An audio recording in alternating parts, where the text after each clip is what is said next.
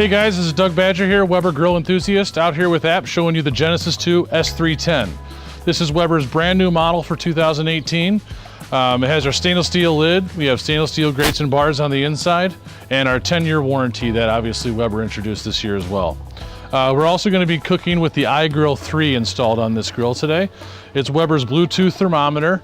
You're able to hook it up to the app. You tell the app what you're cooking. It'll tell your phone when the food is done. So that's very helpful today because we're making really thick pork chops and you got to know when they're just right. So we're going to put those on and put the iGrill in, and I'll show you guys just exactly how to do it. So right now we got the grill screaming hot. It's close to 600 degrees. And we have our sear grate inside. As you can see, we got our asparagus started already. So we're going to put our pork chops on right now.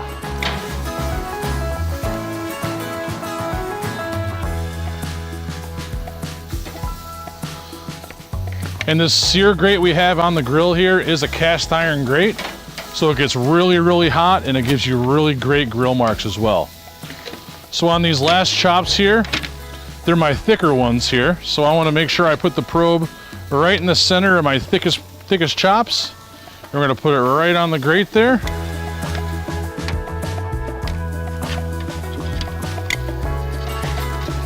And one more here as well. Just right in the center of the chop.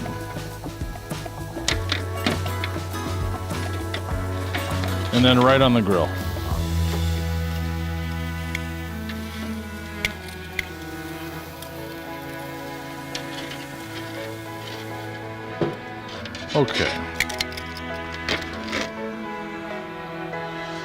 Okay, so we have our iGrill 3 probes in the pork chops.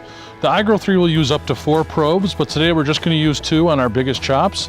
So all you do is hit start grilling, and I'm already connected to the iGrill 3. It asks me what I'm cooking. We know it's pork chop, bone in, and it's already going to tell you what temperature you need. So right now I'm going to set it for medium, which is 145.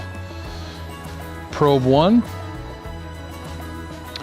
And it tells me right now the inside of the pork chop is 57, so it's a little cold, but that'll come up quick. So what we want to do now is I can set the same thing for my second probe. Bone in, probe 2, perfect. So now all I have to do is switch between my 2 probes when I want to know what's going on with the doneness here.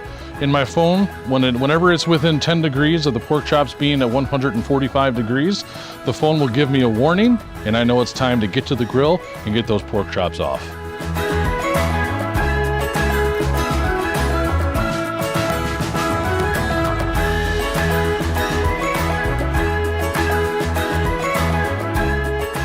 Okay guys, well our iGrill 3 just let us know that the pork chops are ready to go, and I know the asparagus is nice too and the bacon's nice and crisp. So let's go ahead and get this off.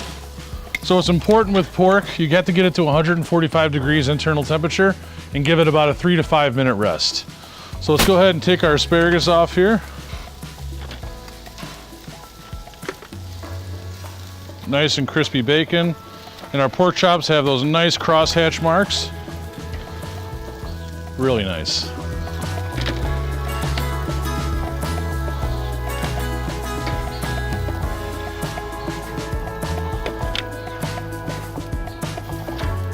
Perfect.